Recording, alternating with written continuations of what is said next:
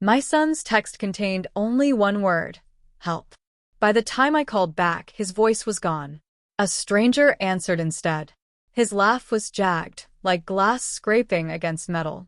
"Your boy is with us now." The line cut. I didn't hesitate. My fingers moved automatically, tracing the number with precise keystrokes, detached, as if I had rehearsed this moment countless times. The result glowed on my screen: an abandoned warehouse.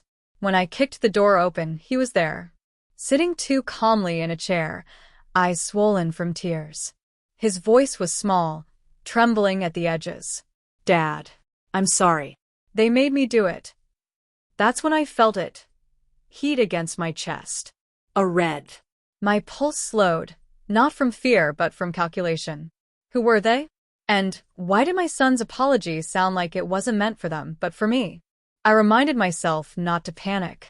Panic is noise, and noise gets you killed. Yet the word sorry looped endlessly in my mind. Sorry for what? He wouldn't meet my eyes. His hands shook, not from ropes because he wasn't tied at all. His wrists were free. I asked nothing.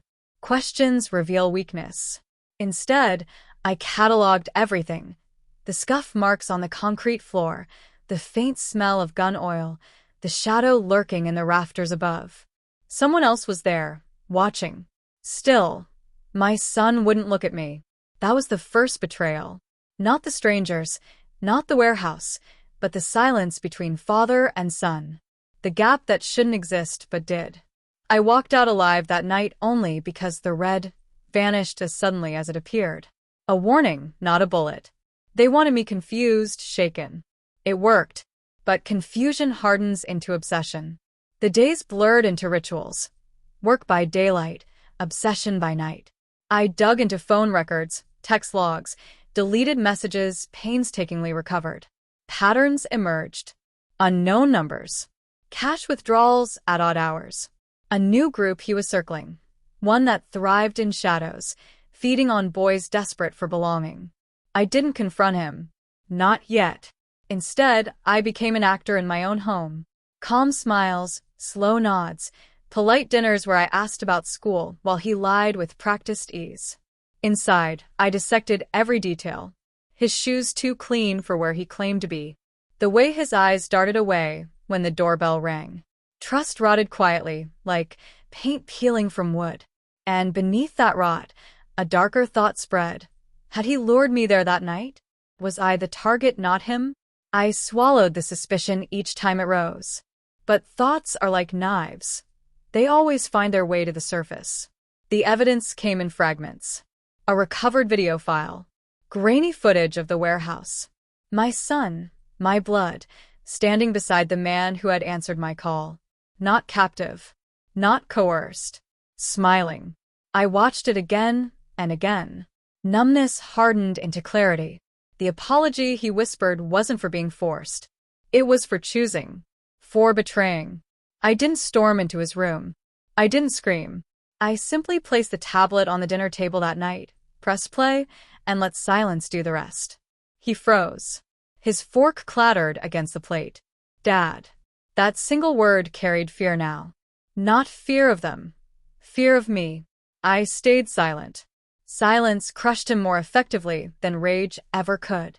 The men behind him had wanted leverage. They wanted my mind, my work, the fragments of security I still guarded. They used my son as bait. But they underestimated the power of silence, the way it can break a boy raised by a man like me. I didn't fight them directly. I erased them quietly. Financial records slipped anonymously to the police. Anonymous tips routed through 3 continents. A slow, quiet collapse of their network. And my son watched it all unravel, powerless. He tried apologies again. Tried to explain. Tears, trembling, every performance of remorse.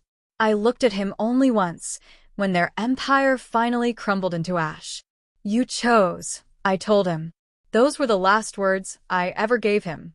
The house is silent now. His room empty. He left without a word, perhaps searching for another family, one that won't see through him. I don't chase him. I don't grieve. Blood does not guarantee loyalty. What I feel isn't hatred, not even sadness. Only clarity. He wanted me to be the victim. Instead, I became the mirror. And in that mirror, he saw what betrayal truly looks like, reflected back, cold and unflinching. The final truth is simple. I didn't lose a son. He lost a father. And some debts are never forgiven.